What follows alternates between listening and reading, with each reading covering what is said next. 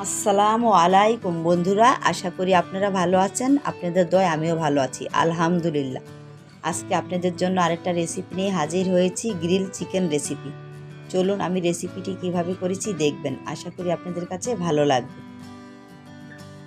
প্রথমে আমি চিকেনটা বন্ধুরা 5 মিনিটের মতন সিদ্ধ করে নিব।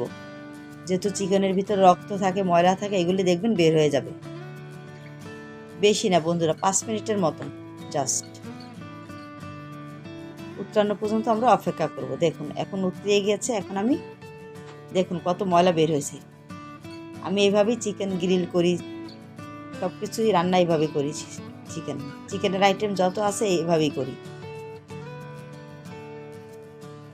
আপনারা এরকম 5 মিনিটের মতন খুব পানিটা বয়েল করে মাংসটা দিয়ে সিদ্ধ করে নেবেন। চিকেনের একটা এক্সট্রা গন্ধ থাকে, অনেকে খেতে চায় না। দেখবেন যে এইভাবে সিদ্ধ করে রান্না করলে আর গন্ধ থাকবে না। এখন আমি নামিয়ে ফেলবো। নামিয়ে ঠান্ডা পানি দিয়ে ধুয়ে নিব মাংসটা। এখন আমি মশলার জন্য প্রস্তুত। পেঁয়াজ বাটা দিয়ে দিব,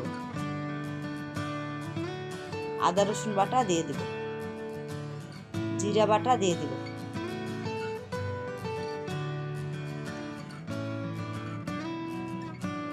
শুকনা মরিচের গুঁড়া দিয়ে দিব হাফ চামচ হলুদ গুঁড়া দিয়ে দিব,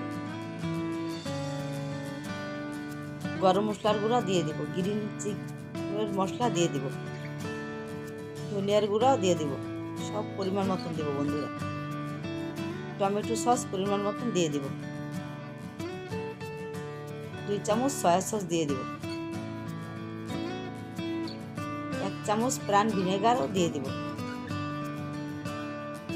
লবণ পরিমাণ মতন দিবেন বন্ধুরা। লবণটা বুঝে শুনে দিবেন, যেহেতু সয়া সসে লবণ থাকে। সরিষার তেল 1 কাপ দিয়ে দিব। এখন আমি মশলাটা ভালো করে মেখে নিব, সব কিছু একসাথে মিক্সচার করে নিব মশলাটা।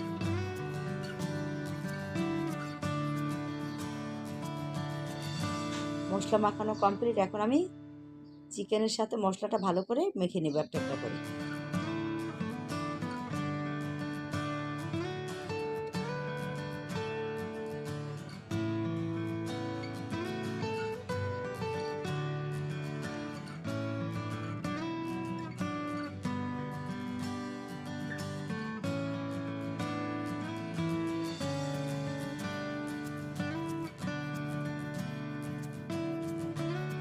আমি আজকে 5 পিস নিয়েছি বন্ধুরা, আপনারা ইচ্ছা করলে আরও বেশি নিতে পারেন, কম নিতে পারেন।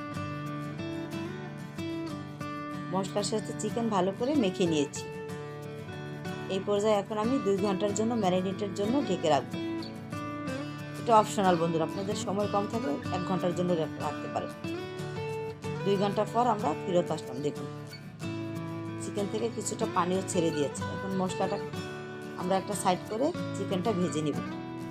প্যান বসিয়ে পরিমাণ মতন তেল দিয়ে দিব। যেহেতু আমরা ম্যারিনেটের সময় তেল দিয়েছি, যার জন্য আমাদের বেশি তেল লাগবে না।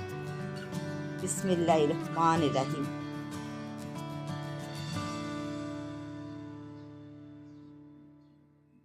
এই কাজগুলি একটু সময় নিয়ে করতে হয় বন্ধুরা, ভাজার কাজ এগুলো একটু টাইমিংয়ের ব্যাপার, ধৈর্যও লাগে। যেহেতু আমি চুলায় করতেছি তো একটু ধৈর্য নিয়ে করতে হবে। এই পর্যায়ে আমি একটু ঢেকে দিব।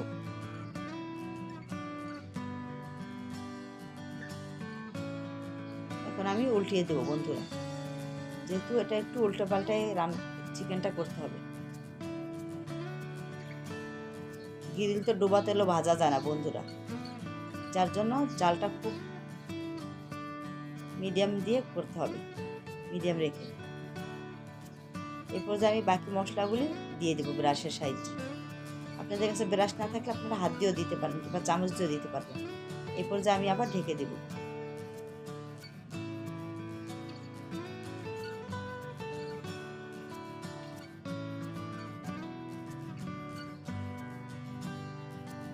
এরপর যে আবার আমরা একটু উল্টে পাল্টিয়ে দেবো বন্ধুরা। চিকেনটা একটু 10 মিনিট পর পর উল্টে পাল্টিয়ে দিতে হবে বন্ধুরা, যেমন ভালো করে কুক হয় মাংসটা। আমি তো হাফ সিদ্ধ করে নিয়েছি মাংসটাকে। তারপর আর আজকে আমাদের মুরগিটা অনেক বড় মুরগি বন্ধুরা, যার জন্য আমি একটু সিদ্ধ করে নিয়েছি।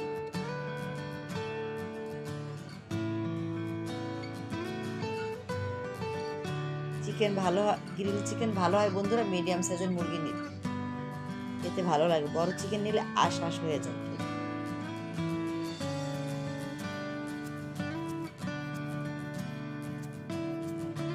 এখন আমি তেল উপরে দিয়ে দেব, সাইডের থেকে যে তেলটা বেরিয়েছে বন্ধুরা চামচের সাহায্যে উপরে দিয়ে দেবো গ্রিলের।